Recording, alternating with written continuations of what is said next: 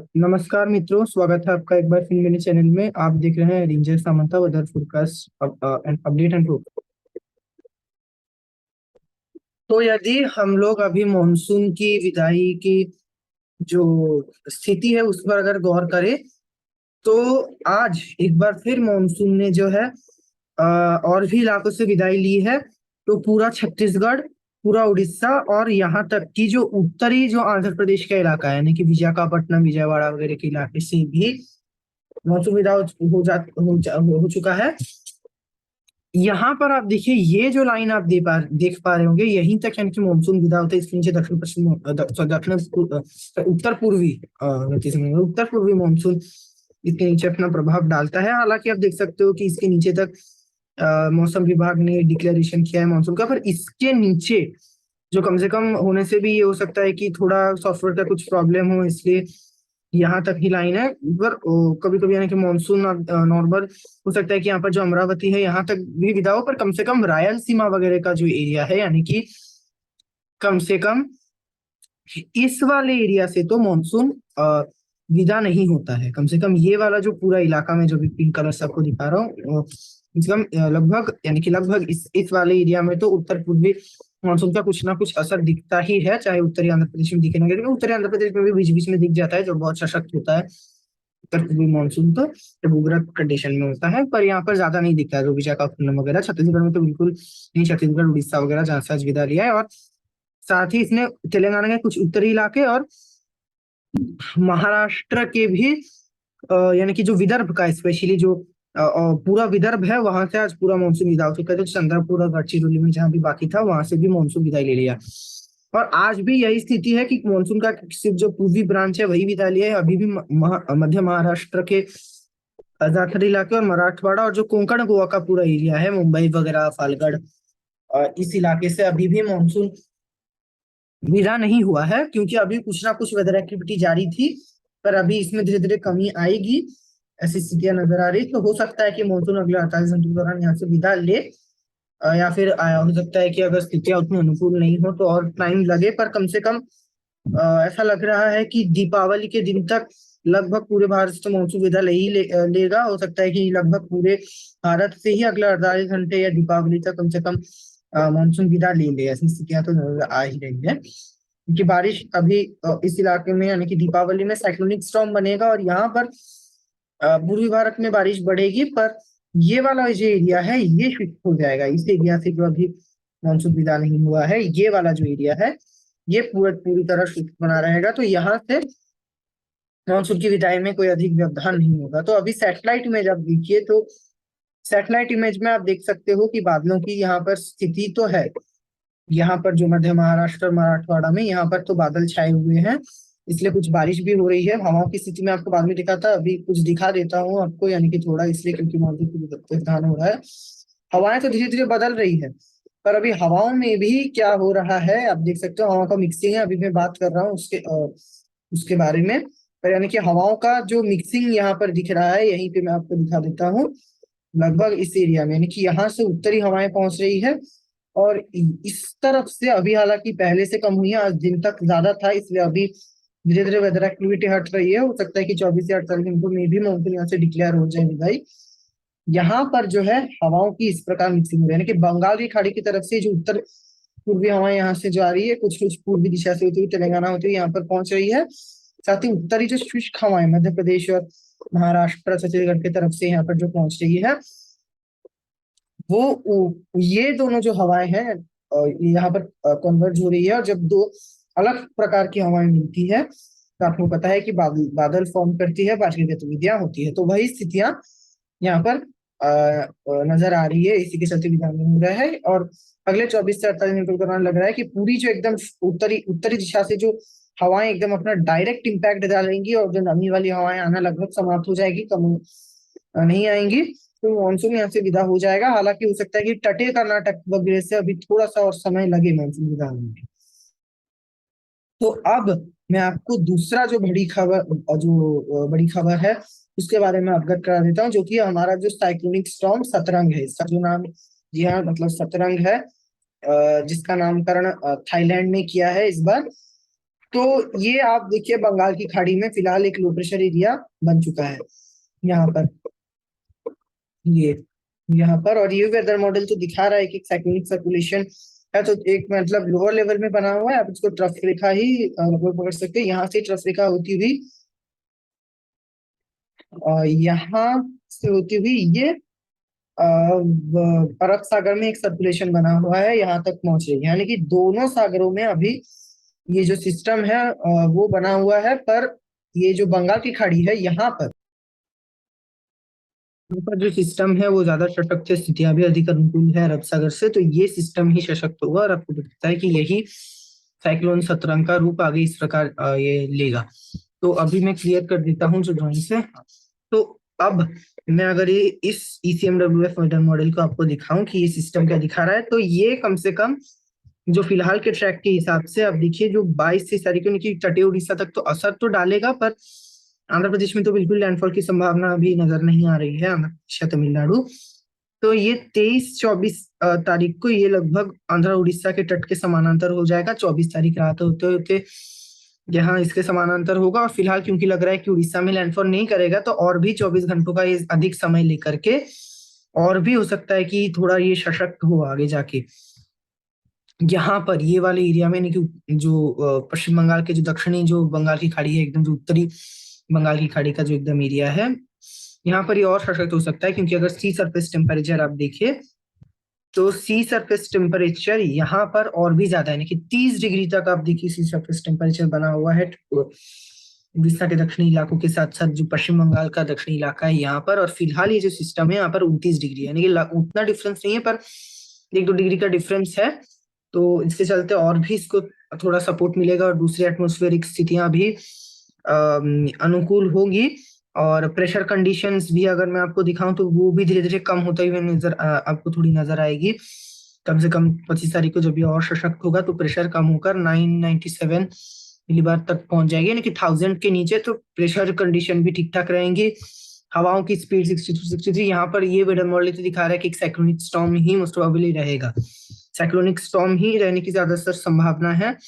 हो सकता है कि अभी जैसे कल परसों तक और भी अपडेट होकर दिखाए कि बस डीप डिप्रेशन रहे या और थोड़ा सा तो बस सशक्त हो जाए, पर कम से कम सीवियर साइक्लोनिक स्टॉर्म की कैटेगरी के ऊपर तो नहीं जाएगी। और ये ECMWF मॉडल में आप देखिए, इस वेदर मॉडल के अनुसार ये जो है पूरा, यानी कि बांग्लादेश तट को ही टकराएगा, बांग्लादेश और पश्चिम बंगाल के तट के बीच। यानी कि यहाँ पर जो हल्दिया है पश्चिम बंगाल में, यहाँ पर यहाँ से लेती हुई यहाँ पर बांग्लादेश के तट के बीच ये कहीं भी यह टकरा सकती है। यानी कि जो पश्चिम बंगाल और उड़ीसा तट जो लग रहा था, अभी लग रहा है पश्चिम बंगाल बांग्लादेश तट, यानी कि उड़ीसा से इसका प्रभाव पहले से कम होगा ऐसा नजर आ रहा है। और फिर ये धीरे धीरे आगे बढ़ती हुई यानी कि वीक हो जाएंगी पूर्वोत्तर की तरफ, नॉर्थ ईस्ट की तरफ, यानी कि रिकर्व काफी ज्यादा कर कर रिकर्व हो जाएगा मध्य भारत की तरफ। इसका लगभग ना के बराबर असर रहेगा। GFS मॉडल के अनुसार दिखाऊं तो अभी यहाँ पर भी लो प्रेशर एरिया बना हुआ है। आगे अगर मैं आपको दिखा दूं तो ये यहाँ पर भी लगभग यही स्थितियां यही ट्रैक दिखा रहा है ये वेदर मॉडल भी।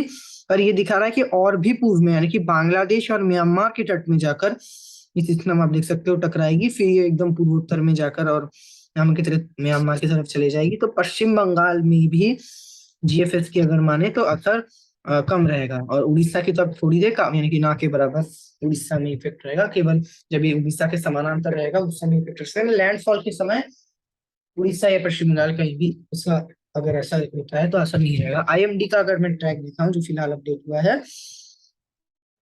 तो ये यानी कि अभी 21 तारीख को ये ऐसा लो प्रेशर एरिया है।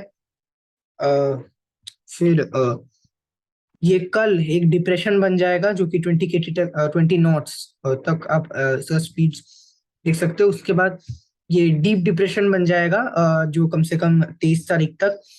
फिर 23 तारीख के बाद ये और भी गहराते हुए 24 तारीख होते होते, जब ये आंध्र तट के समानांतर रहेगा, पैरेलल रहेगा, तब ये एक साइक्लोनिक स्टॉर्म बनने की संभावना दिखा रही है मौसम विभाग। फिर ये यहाँ पर ये जो साइक्लोनिक स्टॉर्म बना है, जो डिप्रेशन आप देखिए बन रहा था साइक्लोनिक स्टॉर्म से ही जब बना ये रिकर्व करना शुरू हुआ। पर डिप्रेशन के समय आप देखिए ये इसका ट्रैक इस तरफ था, पर कम से कम ये एक मिनट। हाँ, ये कम से कम जो इस प्रकार होकर थोड़ा उत्तरी की तरफ तो गया है, उत्तर की तरफ ये 24 तारीख को, फिर 24 तारीख के बाद एकदम शार्प रिकर्व करता हुआ ये साइक्लोनिक स्टॉर्म के कैटेगरी में यानी कि रिकर्व करेगा। यहाँ पर जो था ये इस तरफ मुड़ेगा, फिर मध्य भारत की तरफ ना आते भी मुड़ेगा। और ये जो मुड़ना होता है ये अपरी लेवल्स में जो हवाओं का जो भी रिज रहता है उसके चलते ये होता है। तो ये होगा, और फिर उसके बाद अ, ये वाला जो ये जो सिस्टम है वो अ, और भी गहराते हुए मतलब ये हालांकि ये तो और भी गहराएगा 25 तारीख को, यानी कि उसी लेवल में रहेगा 25 तारीख के कम से कम सुबह तक। अब देखिए फिर पश्चिम पश्चिम 25 तारीख के सुबह तक ये आंध्र प्रदेश और उड़ीसा के तट के पैरेलल पहुंच जाएगा, और उसके बाद और आगे बढ़ता हुआ यानी कि और भी रिकर्व करता हुआ, इस तरफ आएगा ही नहीं, और भी रिकर्व करता हुआ ये पश्चिम बंगाल और उड़ीसा के जो पैरेलल में, यानी कि पश्चिम बंगाल के दक्षिण में, उड़ीसा के उत्तरी जो थोड़ा इलाका है या मध्य इलाका के तट में, यानी कि जो पूरी पारादीप के कोस्ट के करीब, और जो बालेश्वर कोस्ट की इसका आई अगर देखे तो लगभग यहीं पे रहेगा, ये आप देख सकते हो। तो 25 तारीख को ये एक सीवियर साइक्लोन बनने की संभावना मौसम विभाग दिखा रही है, पर इससे अधिक ये नहीं बनेगा।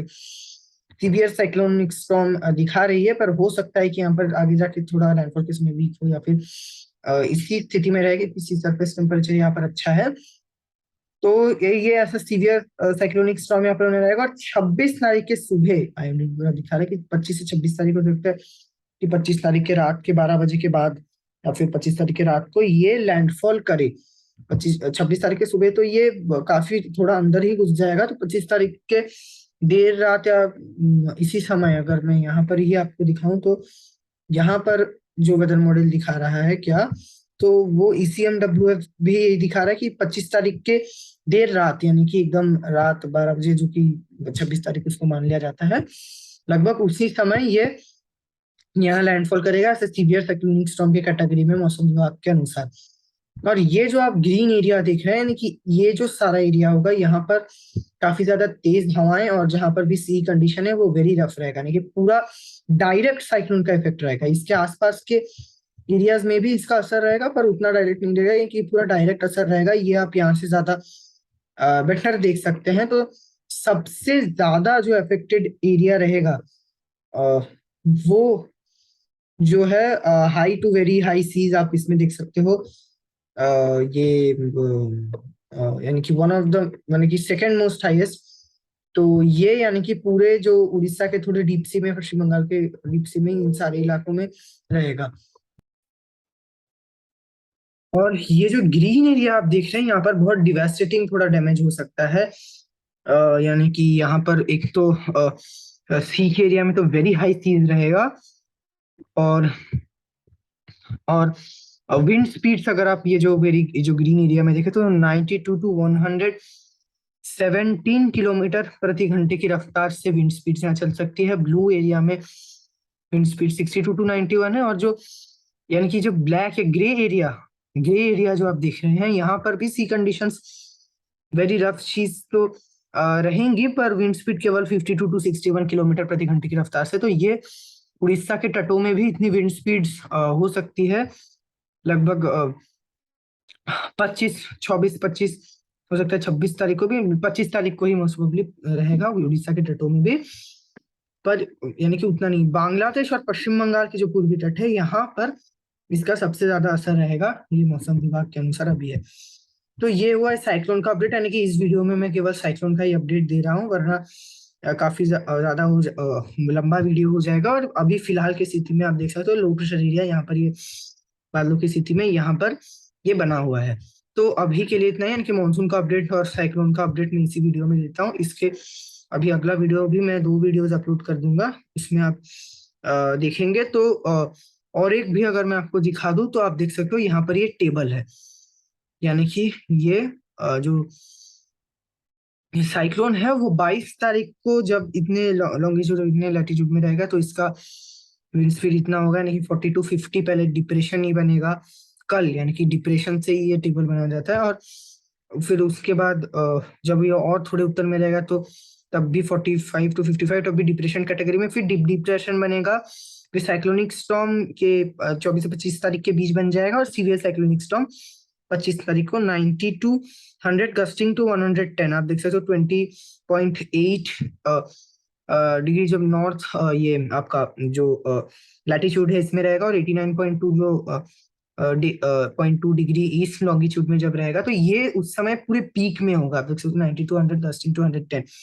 जस्ट यानी कि लैंडफॉल से पहले, और लैंडफॉल के जस्ट बाद या लैंडफॉल के समय ये 85 to 95 गस्टिंग टू 105। और अगर ये विंड स्पीड जो है इतना भी रहता है, तो ये भी काफी ज्यादा डिवास्टेटिंग विंड स्पीड्स होता है। और देखिए मूसलाधार बारिश के साथ इन सारे राज्यों में, अगर मैं राज्यों की बात करूं, तो यहाँ पर आपका ये जो है पश्चिम बंगाल, उड़ीसा के कम से कम तटीय इलाके, और बांग्लादेश, यहाँ पर इसका उग्र रूप इन इलाकों में। और पूर्वोत्तर राज्यों में तो जब ये आगे और बढ़ेगा तब दिखेगा, यानी कि पश्चिम बंगाल और उड़ीसा, भारत 2 राज्यों में, और झारखंड के भी कुछ इलाकों में मूसलाधार बारिश ये सिस्टम देगा।